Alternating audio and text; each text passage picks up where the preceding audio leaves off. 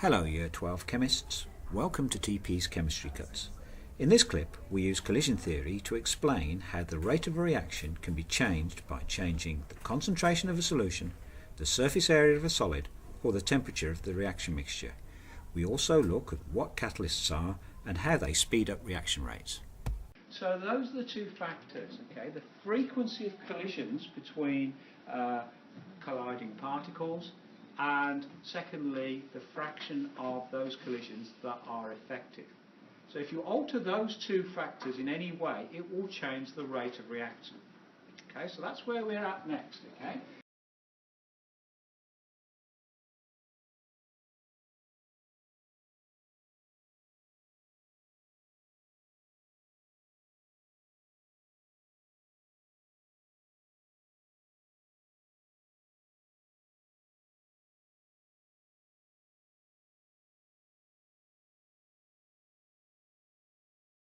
Anything you do to a reaction system that alters either or both of those factors will change the rate of the reaction.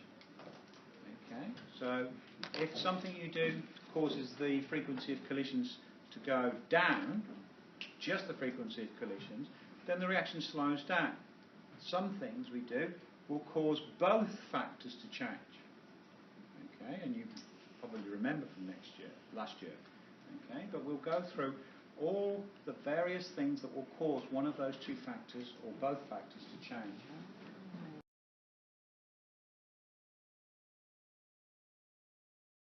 So we're going to look at 4 different things that will cause either or both of those two factors to change.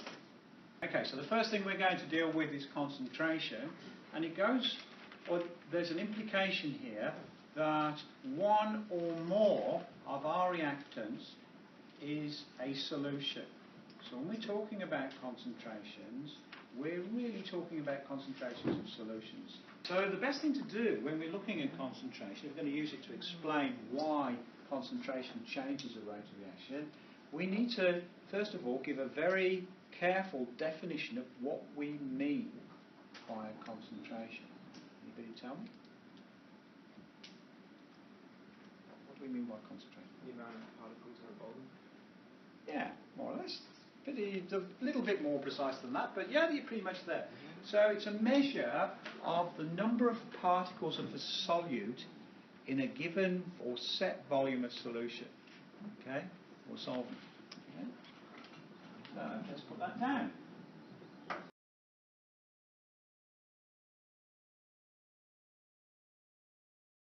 Okay? And the set volume of solvent is a litre. Okay? And again, I'll write the obvious. The higher the concentration, the more reactant particles you've got in a fixed volume of solvent. Okay?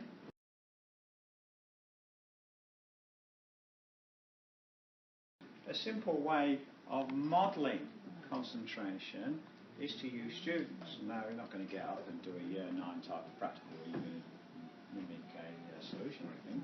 But if we were to take our set volume as our classroom and we were to clear all the desks out of here if we could, and have you wandering around in random directions, you're going to collide with each other. Okay.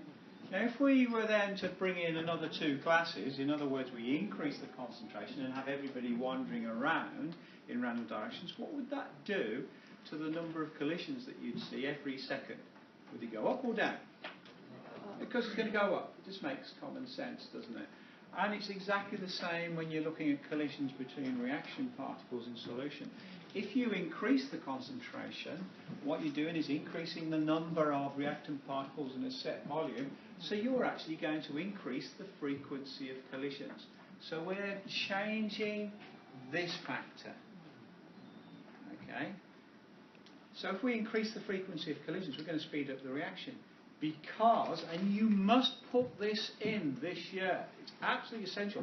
If you increase the frequency of collisions, you're going to increase the frequency of effective collisions. Okay? And so you speed up the reaction. Because it's all about those effective collisions, isn't it? Okay? So that's what we'll say, shall we? Does that make sense? hopefully it should be straightforward because you've already done this, and it's just perhaps dusting those cobwebs off from last year and putting it back in detail. Okay, so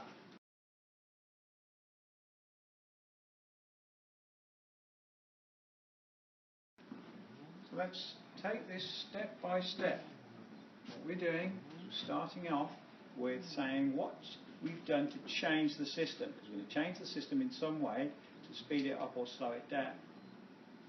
And whenever a change is made, you need to relate that change to what's happening to particles in some way. So the change here is we're just increasing the numbers in a set volume. Later we'll change them in a different way. Okay? So that's what we've done. We've increased the number of particles in a set volume. What's the effect of that? Well, that's increasing the number of, the frequency of collisions between reactant particles. But that's not the full story. What's the effect on effective collisions? Because those are the things that lead to reactions occurring. So if we're increasing the frequency of collisions between, it doesn't matter if we have 100 of them that are, say 20 out of 100 are effective, but we increase the frequency that those 100 collisions occur, then we're going to speed up the reaction because the frequency of effective collisions increases as well as just the total number of collisions. Okay? So the frequency of collisions increases.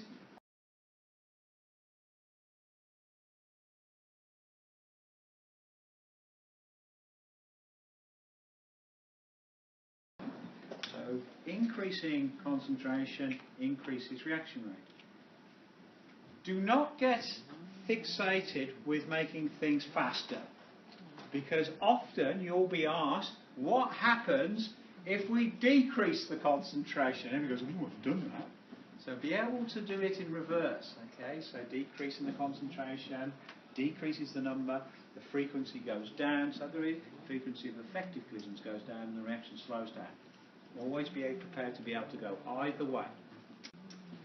Right, so let's move on to the next one, and that is surface area.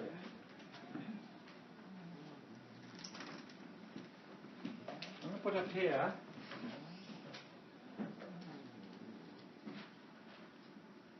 that the context you'll be looking at for concentration is a solution. One of your reactants is a solution. With the second one, surface area, this means that at least one of your reactants is going to be a solid.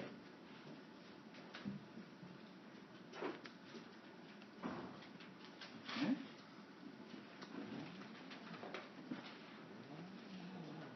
Now, surface area applies to the first statement we said about collision theory. If we look at a solid, okay, then all the particles in a solid are very close packed together. And only those particles on the surface can actually come into contact with reactant particles that are in solution. The ones under the surface are not going to be able to react because the particles in solution can't actually come into contact with them. And the first sentence of collision theory says that for two reactant particles to react, they must actually come into contact. So we're only looking at the surface particles as the ones that can potentially react at any point in time. So if we can increase the surface area for a given mass, okay, that means that more particles are actually exposed for collisions to occur with them, yeah? And that will speed up the reaction. And the simplest way of increasing the surface area is to do what? How do we increase the surface area? So we've got a sample and we want to make it's a solid and we want to make more surface area on it. Powder, yeah. So you can start off with large lumps and you break them up into a very fine powder. So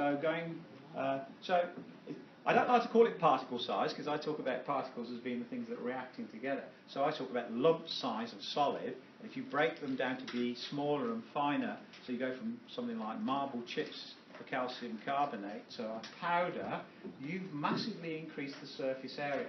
So you're exposing more reactant particles on the surface making more available for collision at any one instant in time, and that's what increases the frequency of collisions, because there's more available, so it's increasing the frequency of collisions, and that's what speeds up the reaction.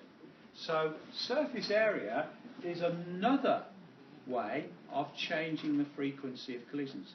It's a little bit more subtle than concentration, because it's all about the first part of collision theory, about coming into contact. Let's say, go through the explanation in a similar way to this. So if we go from large lumps to smaller lumps, in other words, from a large lumpy particles to a powder, we increase the surface area, and that increases the number of particles exposed on the surface of the solid for reaction with something in solution. So that's what we're doing. We're exposing more particles for collision with particles in solution. Yeah?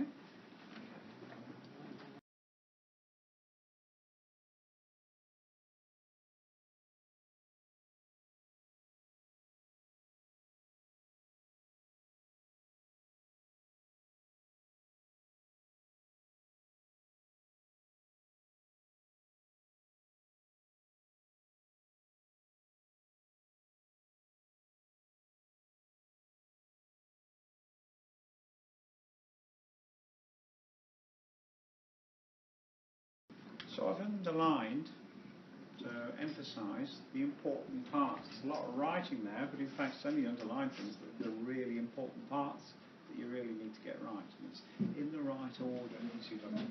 Okay? So both concentration and surface area of solid are factors that increase the frequency of collisions or decrease the frequency of collisions, and that's how they alter a reaction rate. Now, we were just about to move on to catalysts, okay? Now, catalysts work in a different way, and it's really quite important initially to understand what a catalyst is. And we defined that at the beginning, towards the end of the lesson, so let's do that again, okay? Okay, and then see how they work. How is it they change the rate of reaction? So remember, a catalyst is a substance that when you add it to a reaction, it speeds up the rate of reaction, but is not actually used up in the reaction itself. So in other words, it's not a reactant. It's something that's helping the reaction go along, but it's still there at the end. So let's write that down.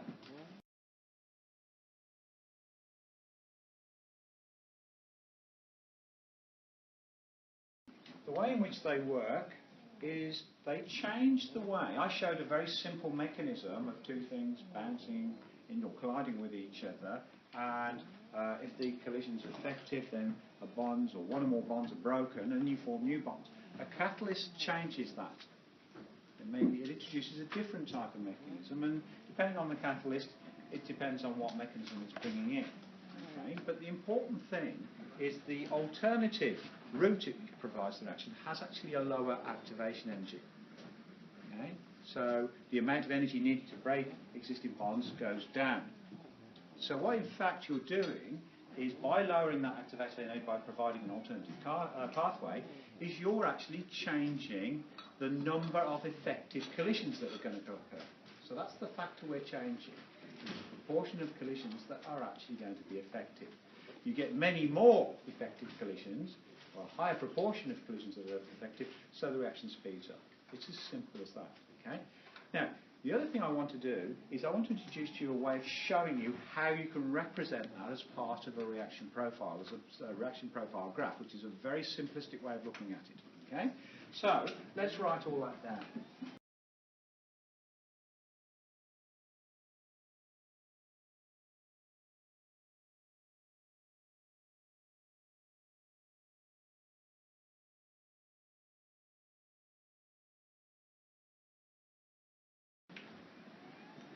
So I've highlighted the bits that are important. We've got an alternative reaction pathway, which has a lower activation energy. That means you get more effective collisions, higher proportion of effective collisions, if you like, and so you get a faster reaction. And it's really important, if you're asked about this, don't just write this, because that's only half the answer. That's telling you that, in fact, it's the proportion of effective collisions. That's the factor you're changing. You need to say that. Okay? And that's all we need to do about that, other than how do we represent that graphically? A simple way of representing a reaction profile in terms of energy is like this. So you just do a simple graph like this, and we'll have energy going upwards. Okay? Now, let's assume that the reactants have a certain amount of energy. You add them together, and a lot of energy comes out, gets warm. Okay? Does that mean it's losing energy or gaining energy? If it gets warm, the energy is you're feeling it warm. You're losing energy. It's losing energy to the surroundings. That's why you feel warm, because the energy is going into you. So it's losing energy. So in other words, the reactants have a certain amount of energy as the products, more or less energy, if energy's been coming out of the system. Do they have more energy or less energy? Less. So we can put the products here.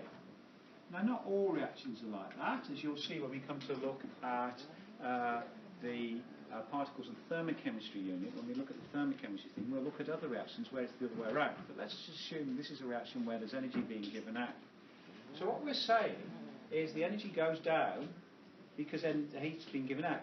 But what we also said, for the reaction to occur, we have to provide energy to overcome the activation energy. So we can do that, or represent that, by putting a hump, like that. Okay? And this energy from the ground state, we call it, this sort of normal state at room temperature of the reactant, to the higher energy state, where it has to get extra energy, that's the collision energy it's got, this is the activation energy. Okay?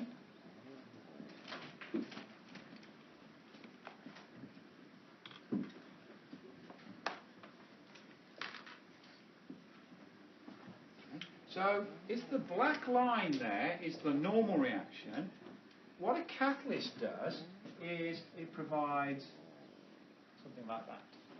Okay? So,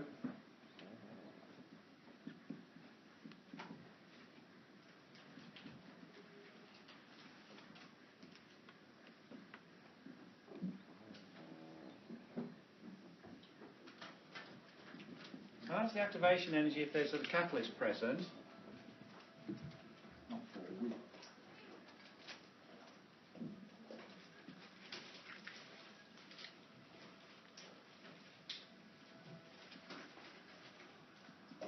Okay. So if I put it on here, it would be that distance.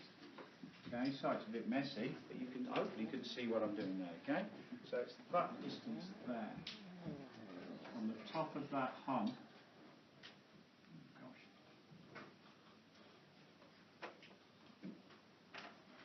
Okay? And you can see it's much lower. So it's going over a smaller hill, if you like. And that's what speeds up the reaction. So that's how a catalyst works. The last factor, which is the more challenging one, is heat or temperature.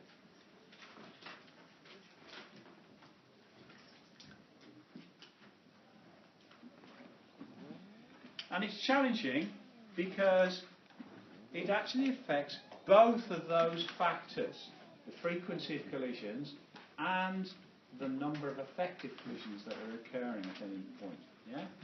So it has to be dealt with carefully. Now we're going to take this through slowly. If we start by looking at temperature, what do we mean by the temperature of something? What is temperature a measure of? The average kinetic energy. Yeah, it's the average kinetic energy of particles in a system. So if you increase the temperature, you add heat energy in, and that increases the average kinetic energy of particles in the system. And that doesn't mean anything until you actually think, what is kinetic energy?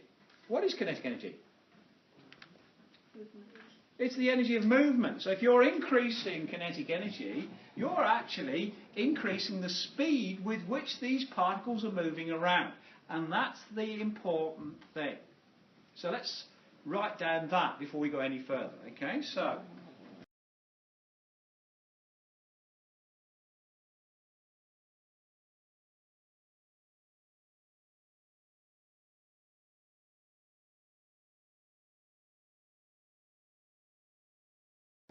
Okay, so the logic is if temperature is a measure of average kinetic energy of particles, you increase the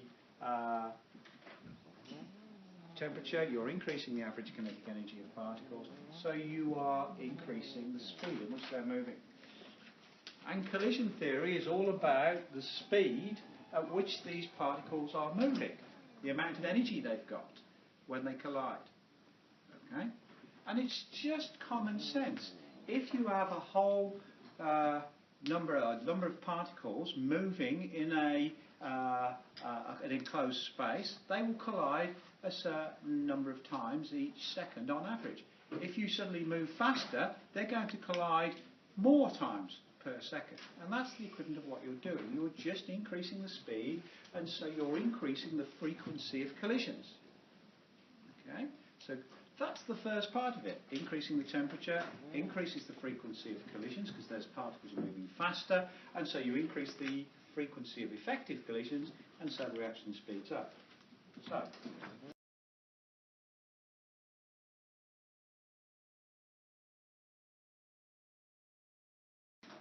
okay, that's the first factor.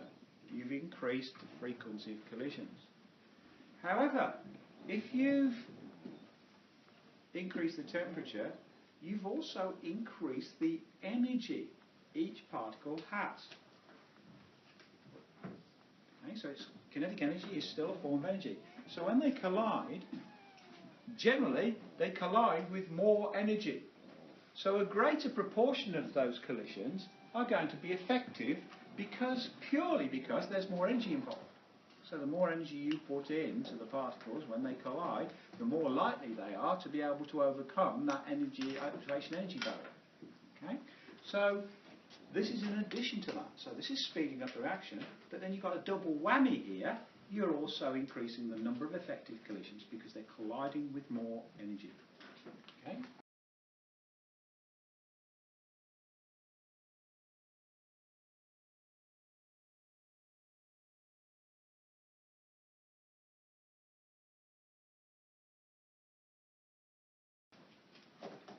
So that's basically all the background.